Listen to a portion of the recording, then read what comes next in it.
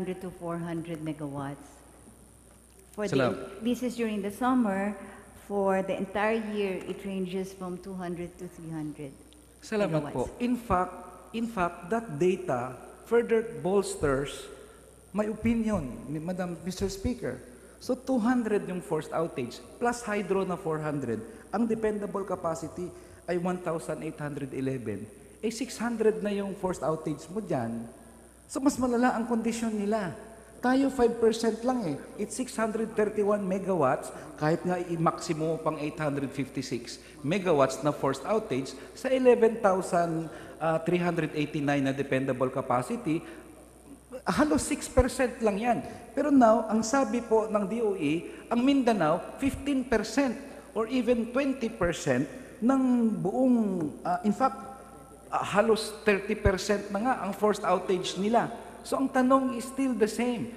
30% ang kanilang forced outage. Wala silang emergency powers. Tayo 5% may emergency powers. Kaya talagang if only, hindi na sana tayo magpapalawig dyan, if only we can agree for now na ang isang, pinakamalaking kinaiba dito sa atin is magsususpend tayo ng mga batas. Kasi if you argue na hindi, magkaiba naman ng Mindanao, mas malala pa nga eh. Magkaiba in the sense na mas malala pa sila, so bakit wala silang emergency powers? Eh tayo nga, 5% lang, emergency powers agad. We don't need to go through this long, if only we can agree na ang pinag-iba talaga natin, eh dito sa atin, may suspension ng certain laws na hindi present sa Mindanao. Kung yan po ay opinion nyo, Your Honor, pero we cannot agree to that. I guess at the end of the day, gaya po ng sinabi ko, at batay po sa nilalaman ng ating joint resolution, magkakasama po yan. Sige at po. Kasama po kagaya din po ng sinabi ko, sa Mindanao po, wala po silang spot market. At yan po ay isang malaking bagay. Kaya kasama din po sa ating joint resolution ay pagtitingin ng posibilidad na pati po yan ay pwede nating matignan. So, salamat po, Madam Speaker. Ngayon, WESM ang kinaiba. So, mali pala ang spot market sa Mindanao. Kasi kung may WESM pala sila, mag-emergency power sila. Pero dahil wala silang WESM, pwede pala silang mag-recover sa kanilang mga problema without the need for emergency powers. Siguro ho, medyo mas komplikado kesa dyan, pero... I would like to listen, Mr. Speaker. Ang ating mga interplay of the factors. So, hindi lang po, madali po natin i-conclude yan, at kung yan po yung inyong conclusion, atin pong rerespetuhin. Pero sa tamang panahon po siguro, mas mahigit na maganda na pagdebatihan natin yan. Sige po, I will not conclude muna. Sige. Maraming salamat po. Yes. Can we just get the complicated reason bakit ang WESM ang kinaiba sa Mindanao at sa Luzon? I will not also abandon this muna kasi mukhang kinokontest talaga eh. So ano pong complicated reason? Maybe we can be, convinced. Dahil wala silang WESM, wala silang emergency powers, pero may WESM kasi tayo, may emergency powers tayo. I would really listen to the complicated explanation, Mr. Speaker.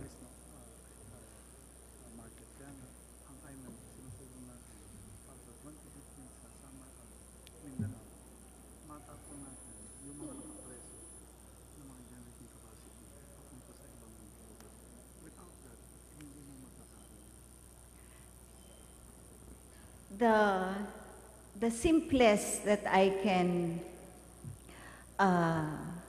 yung pinakasimple pong pagpapaliwanag ay dahil wala po tayong spot market doon, wala pong fasilidad na kung saan yung makukuha po natin through the interruptible load program ay maipapalabas natin sa iba't ibang mga franchises ng mga distribution companies sa Mindanao. Okay. So, ang akala ko po yung ILP natin ay hindi siya ipapasok sa mga distribution utilities. The way I understand the ILP, maybe let's talk about this for a while lang. Ang parang intindi ko sa ILP, this big company, huwag kayong kumuha sa Meralco from 10 a.m. to 1 p.m. Gamitin nyo muna ang gensets nyong nandyan. Ang sabihin ng kumpanyang to, di magastos yun kasi mas mahal ang diesel papaganahin namin yung genset. Ang sabi ng ating emergency powers, babayarin ng gobyerno ang difference. So actually, hindi ko connect si genset sa grid, yung gagamitin niya lang ang generator niya doon sa mall niya, for example. Hindi po ba ganun ang concept natin ng ILP dito?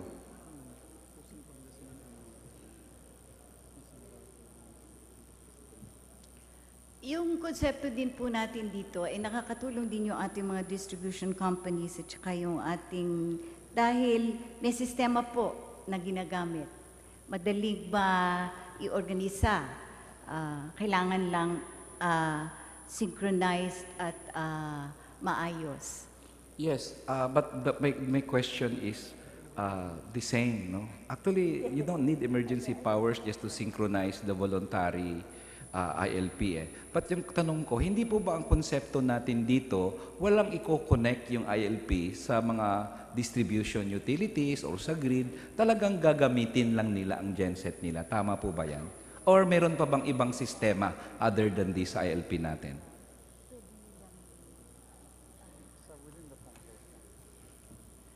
Can I ask for a 1-minute suspension?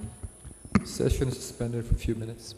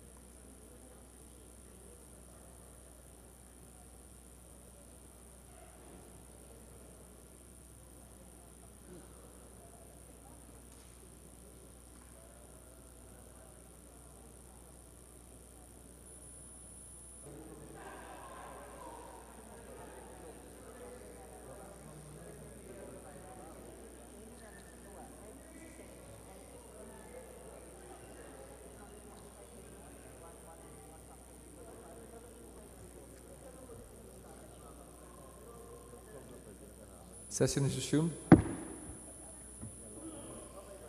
So, Mr. Speaker, if I just may recap my question. So, ang tanong ko, ang system na alam ko sa ILP dito sa atin ay pwedeng sabihin ng say Meralco sa isang mall, huwag kang gumamit ng kuryente mo muna from alas 10 ng umaga hanggang alas 2 ng hapon or some other time.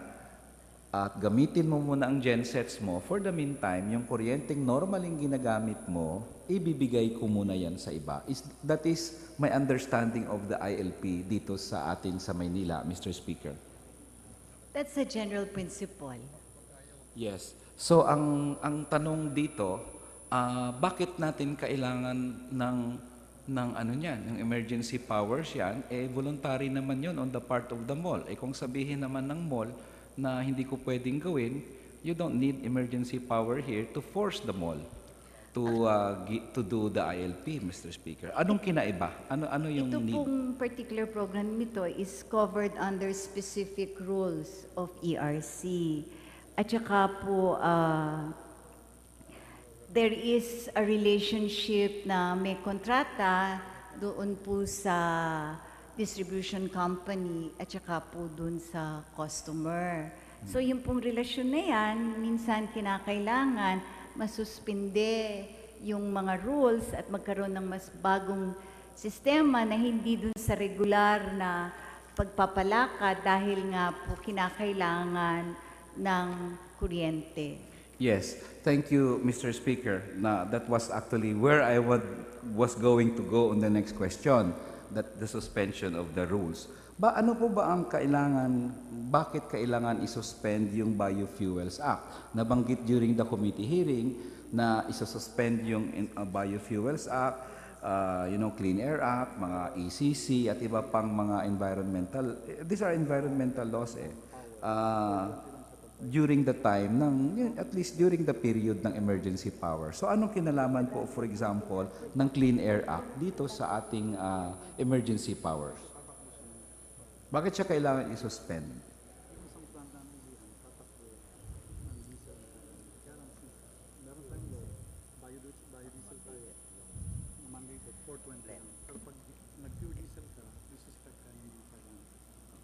Yun pong suspension nung ilang mga probisyon ng ilang mga batas, kagaya po sa biofuels, ay dun lang po sa panahon na yon kung kinakailangan. Ang binibigay pong halimbawa ay ang ilihan na may mga posibilidad na kailangan po siyang patakbuhin at siya po ay 600 megawatts po pag gas. Pag biodiesel po, 420. So panahon po na sa pag pure diesel, mas mataas po. So sa panahon na kinakailangan, baka po merong ganong puwang na maaaring suspendihin. So gagamit po siya ng pure diesel, which is ano po ang problema doon with the Clean Air Act kung sakaling gagamit siya ng diesel instead of natural gas? I mean, I'm not talking of Ilihan. It could be any other plant. Yung sa Ilihan po, ito po ay hindi susunod sa Section 5 ng Biofuels Act. Hindi siya susunod sa Biofuels Act. Okay. What about the Clean Air Act, Mr. Speaker?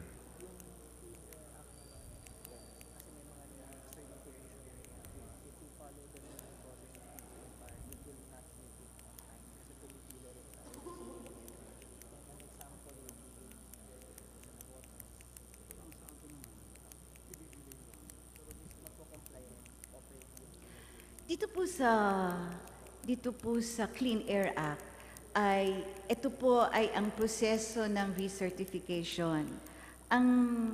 Ayon po sa ating panukala ay para ang pagsunod po dun sa proseso ng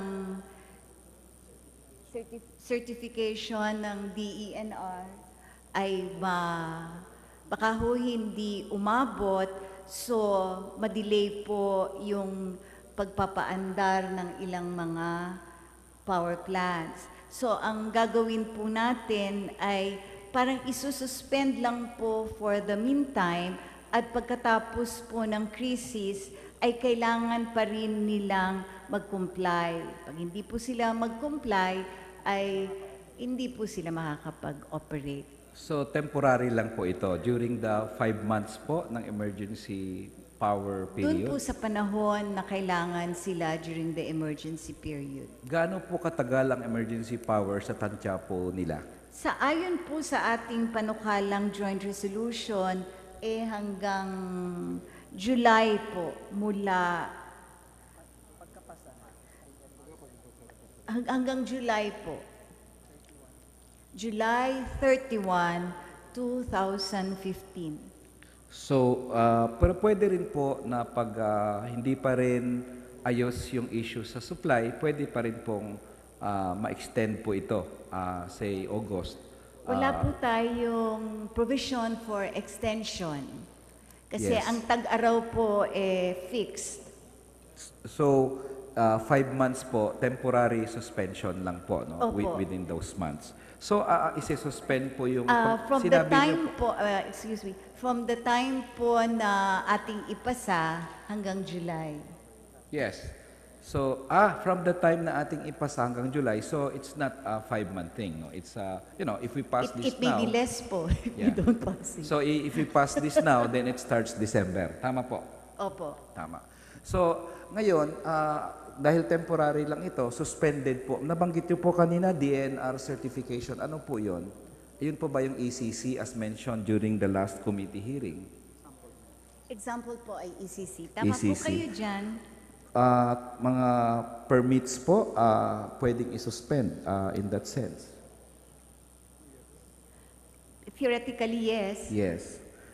Consents and approvals, pwede po bang i-suspend din yan? These are laws. Ito yung isa sa, in fact, ito yung reklamo ata ng PIPA na tumatagal din doon sa mga proseso na yon, at least during the period, i-forgo rin muna po yung mga ganong mga requirements during the period, consents and approvals. Temporary po. Temporary. So the principle there is to temporarily suspend. After the crisis, they have to comply. So this pertains to new plants that will go online and existing plants that are operating now, Madam Speaker. Mr. Speaker. The expanding plans and the plans that are online. Yes, so in the existing plants at yung mga mag-online pa lang, no, para naman mabilis ang kanilang proseso. Ang isa sa nakita ko na proposal din at iniisip ng PIPA is not only environmental laws but labor laws as well. Is that covered naman dito sa ating emergency powers? We have not, hindi po yan covered, hindi po yan naming pinag-usapan. Okay. So what about there are penalties under the law for these plants violating certain rules. Is this suspended also according to the joint resolution? Temporary suspension po. So, Mr. Speaker, ito ngayon yung ating problema. Temporary lang sila. Ibabalik by the time na tapos ng emergency powers. Pero they would be spewing smoke, Mr. Speaker. They would be spewing a lot of harmful factors sa environment. Hindi po ba napakalaki na ng sakripisyo natin, dagdag na bayarin sa public funds? Isususpend na naman yung mga environmental laws. And during those time ng emergency powers, mulang this December, kung mapasa na natin ito, until July, they will be spewing this smoke. At alam naman natin yung impact nito sa climate change. Yolanda was the face of climate change, Mr. Speaker. So grabe naman yung penalties natin dahil makalmado ang dagat sa April at magsa-shutdown si Malampaya dahil kalmado ang dagat, tayo'y magbabayad ng malaking pera, tayo'y maglalanghap ng usok, and a lot of our laws will be suspended merely because Malampaya will shut down and a few other plants will shut down in April, Mr. Speaker. Isn't this a lot of sacrifice on the part of the Filipino people, especially since we knew the impact of climate change and we are now going to contribute towards it, Mr. Speaker? Yung prinsipyo nga po, kaya nga po sinasabi natin temporary and after the crisis, they have to comply. If I were the power plant, I will not dare put up a pollutant because looking forward, tatamaan din ako. Kasi hindi naman po tayo pipikit ang mata, kagaya po ng sinabi natin, while we're trying to balance nga po itong ating renewables at ating mga iba't iba pang energy mix, gusto po natin din panatilihin yung kaligtasan ng ating kapaligiran, pero hinihingi po ng pagkakataon dahil nga dito sa ating shortage na yan po yung gagawin natin. So hindi po natin nakikita in short na we will allow pollutants or even the companies themselves will not put up a pollutant plant. Mr. Speaker, so why are we suspending the rules if they're not going to need it anyway? Mr. Speaker, why are we It's the suspending the process ECC po, and the consents So and the number of Excuse me, steps. Mr. Speaker, I Oh, haven't okay. finished my question. Sorry. Okay, please finish. Why are we going to forgo with all this? Eh, hindi naman pala nila gagawin, Mr. Speaker. It's the process po, it's the steps. Kasi from our studies, we need more than 100 plus signatures to be able to put up a plant. Yes. So it's really more the process. So it's just a temporary suspension. Again, at the end of the day, after the crisis, they will have to comply with the rules. We just want them to Ang come prob- in.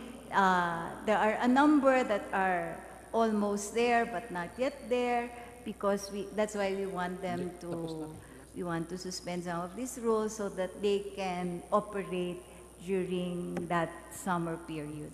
Thank you, Mr. Speaker. Last two questions na lang to. So ang problema naman dyan, pag nakatayo na sila, tapos they're spewing this smoke or they failed to ask the ECC, anong habol ng taong bayan dito? Talagang nakatayo na sila, nagbibigay na sila ng kuryente. You have to go to court na. In that sense, Mr. Speaker, you have to go to court to restrain it. E nandyan na sila eh. Whereas, pag during the process ng application, permits, consent, ECC, at least may handle ang taong bayan na ma-check at ma-assure ng mga kumpanyang ito na hindi nila i-violate yung environmental laws, minimum as it is already, Mr. Speaker. According po to the Secretary, an existing plant who will violate the rules can be closed down without a permit. So Thank you. that's a clear understanding and that's a clear arrangement. Thank you, Mr. Speaker. This is really a big problem na ginawa sa atin ng IPIRA at ng mga kumpanyang ito. I mean, if you have a contract with someone, you are going to contract to deliver 1,000 bags of cement a month to a certain businessman like the Deputy Speaker Apostol, and you fail to deliver the 1,000 bags of cement a month, Speaker Apostol, Deputy Speaker Apostol will definitely file a case against you na delay yung aming pagpatayo ng building. Diba? Or kahit ako, maybe we don't need to cite an example. Contractual obligation mo to deliver 1,000 bags of cement. Ngayon, hindi ka nag-deliver, you will pay for that. Pero sa kuryente, they just failed to deliver, wala man lang silang penalties, and then tayo ang papasan. Tayo ay magbabayad ng dagdag na presyo ng kuryente o kaya manggagaling sa Malampaya Fund o dili kaya isususpend yung environmental laws natin just because some plants didn't find it necessary to take care of their plants and they have to go on maintenance shutdown. Maintenance shutdown everywhere, what discourages plants from going into planned maintenance shutdown? Wala namang masyadong penalties yan. Pangalawa, bababa ang supply, tataas presyo ng kuryente, everybody happy sa kanila. So, yun ang isang problem dyan eh. So, last question, Mr. Speaker, saan kukunin ang pondo, if any, na kailangan para dito sa emergency powers, Mr. Speaker? Well, the Malampaya Fund is as another source. That's a possible source.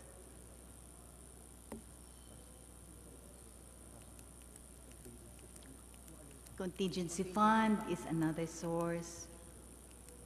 Savings would be another source. Half a billion, 500. So, hindi pa klaro po kung saan manggagaling ang pondo. Yun po yung tatlong posibilidad. Mga possibilities. Big sabihin, hindi pa klaro kasi possibilities eh. So, yun po ang last point ko dito. How sure are we na hindi ito i-impose sa taong bayan? Kasi hindi nga clear kung saan manggagaling ang pondo eh. There is no ironclad provision in the resolution which says hindi ito papasa sa consumer. Ngayon, ang sources of funds hindi pa klaro. But I would like to... Nakalagay, Sige po, sorry ho uli. Ano po? Public funds po lahat kasi yan eh. Whether it's going to be charged sa consumer or to the Malampaya Fund or to the savings or to the contingency funds, these are people's money. So, ibig sabihin, tao ang magbabayad dito. Yun lang naman po. And I guess, I hope hindi na tayo mag-debate pa dyan kasi people's money yan talaga. Whatever we call it, no? Whether it's savings or not. No? So, Gusto ko lang ho klaruhin, Yes. Your Honor, Yes. na dito ho sa joint resolution, maliwanag po na hindi ipapasa sa consumers in the form of added cost. Pero dun sa period of amendment po, pwede maipasok yung source. Kaya dun po natin tatalakayin kung As a saan period po of ang amendment. panggagalingan ng pondo. Okay. So, amendahan natin ang source dito. Saan po natin ilalagay? Saan po ba dito yung nakalagay na source of funds, yung consumers, etc.? Saan po natin ilalagay yung amendment na yan?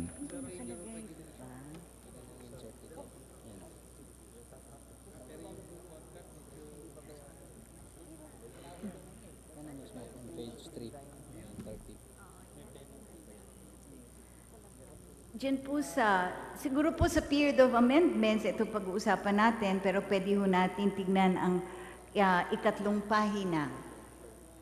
Yes po. Where in the third page? Doon po ba sa provision na hindi isisingil sa consumer? Doon po ba isisingit yon?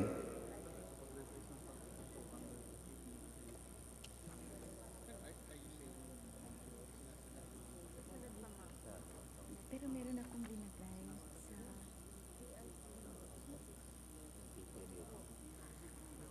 sa ERC rules po, sa line 13, page 3. Line 13, page 3, in accordance with the ERC rules. So, saan po ba dito ulit? Paki-point out na lang po para ano ko. Yung nakalagay na consumers will not be charged. Nang walang yung hindi subsidized.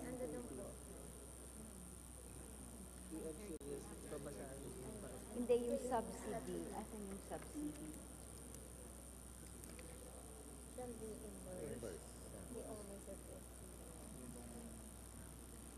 Doon din po sa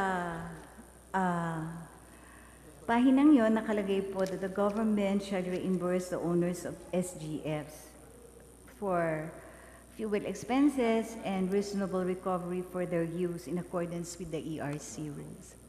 So this means pinapangako ng gobyerno na hindi ito ipapasa sa consumers. At dito rin papasok na kukunin sa Malampaya o sa iba pang funds. Sa Yes. period of amendment po Yes. natin tatalakayin yun. Oh, by the way, may exemption ba to sa VAT, itong ating resolution? Nakasama na po yan sa committee report. Opo. Yes. Thank you, Madam Speaker. Mr. Speaker pala, thank you. That was my last question kung kasama ang VAT exemption. And I'd like to just add to the rules, the constitutionality of the resolution. Pwedeng kasing ma-question din siya, no? Notice that tax exemption can only be granted by a vote of Congress of all the members of the House, no? So, I'd just like to make that clear. But in any case, this bill is about burden to the people. Ulitin, i-recap ko na lang po. Kung may problema, tutulong tayo at ayaw nating mag-brown out. Pag hindi klaro ang shortage ng supply, grabe ang impact po ng emergency powers na ito. And I hope that the distinguished sponsor will not think that we are merely doing this for the mere questioning, but this actually stems from our concern of the implication of these emergency powers, especially since we have a very bad experience with emergency powers before. Maraming salamat po, Mr. Speaker, at maraming salamat sa distinguished sponsor for answering our questions. Thank you po. Majority Correction Leader. lang po dun sa aking sagot may extra na ka VAT pala? exempted. O sige. Akala ko hindi tapos ka po na. siya VAT exempted. Yun lang po. Mali po yung aking tugon doon. Ito pong transaction na ito ay hindi VAT exempted. kasama po ito dun sa i-reimburse ng gobyerno.